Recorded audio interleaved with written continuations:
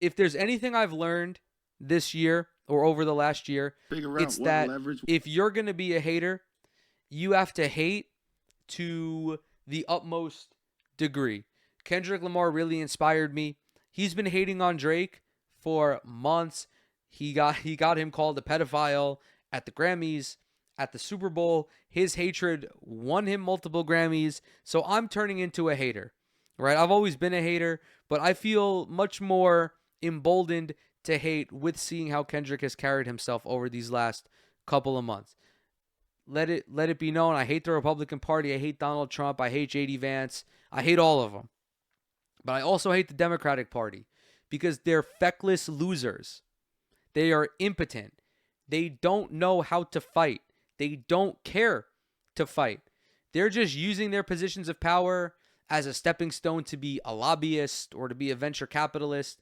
And this includes Hakeem Jeffries, who is the highest ranking Democrat in the House of Representatives. And he does not have any interest in fighting against this. He's basically like, it's basically like he's on the 2011-2012 Charlotte Bobcats and Donald Trump is LeBron James. When the reality is that there is a lot more that they can do to fight back than they're doing. I already railed on this motherfucker for this tweet he had where he was basically, where he wasn't basically, he said, presidents come and go, but God got me. God does not have us, motherfucker. Do you think God is doing anything right now? What would lead you to believe that? Well, he's back with another dog shit audio bite. This is courtesy of Ken Klippenstein. I'm trying to figure out what leverage we actually have. What leverage do we have? They control the House, the Senate, and the presidency. It's their government. What leverage do we have? Wrong. I'm trying to figure. Wrong, bozo. If this were 1980 or 1984, or this were any of the times that FDR won an election, I'd say that maybe, yeah, just sit back, let them do what they're going to do. But those were landslide elections. Those were some of the widest margins of defeat in electoral history, not only in terms of the executive branch, but the House and the Senate as well. When FDR was president, he was consistently winning 80% of the House and Senate. This is not that. There is a slim Republican lead in the House, a slim Republican lead in the Senate. We have midterms coming up next year that could entirely change the outlook of this country. And there's a legitimate chance it does as well. There is a 50-50 chance that there are a ton of seats that flip Democrat, because when midterms come around, it is going to be horrible in this country. Donald Trump's policies will have incredibly wide-reaching negative effects, and people are going to feel that. They're going to see that. But Hakeem Jeffries is already resigned from any sort of resistance.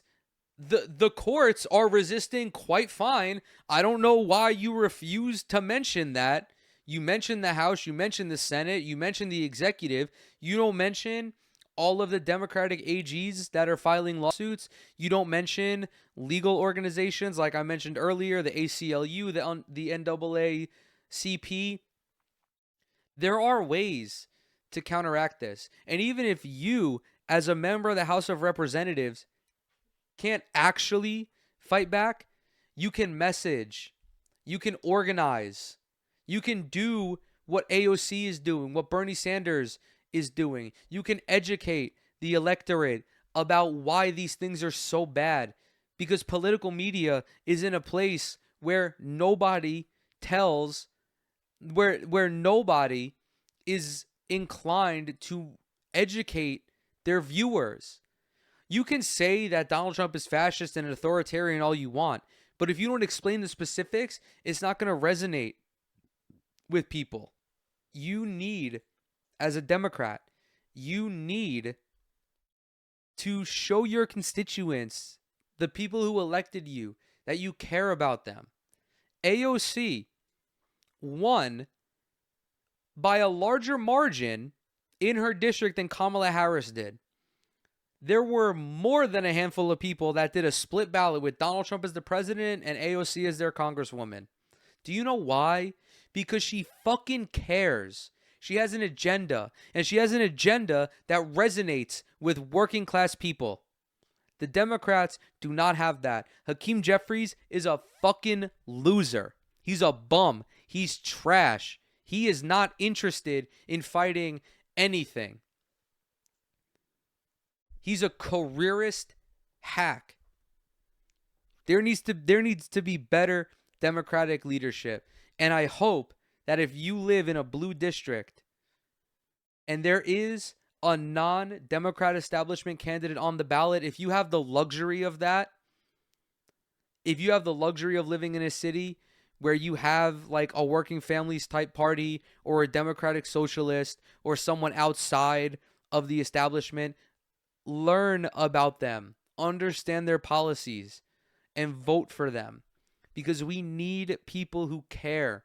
We need people in office who are going to not only fight for their constituents, but also fight against the rise in fascism that we are seeing all across the Western world.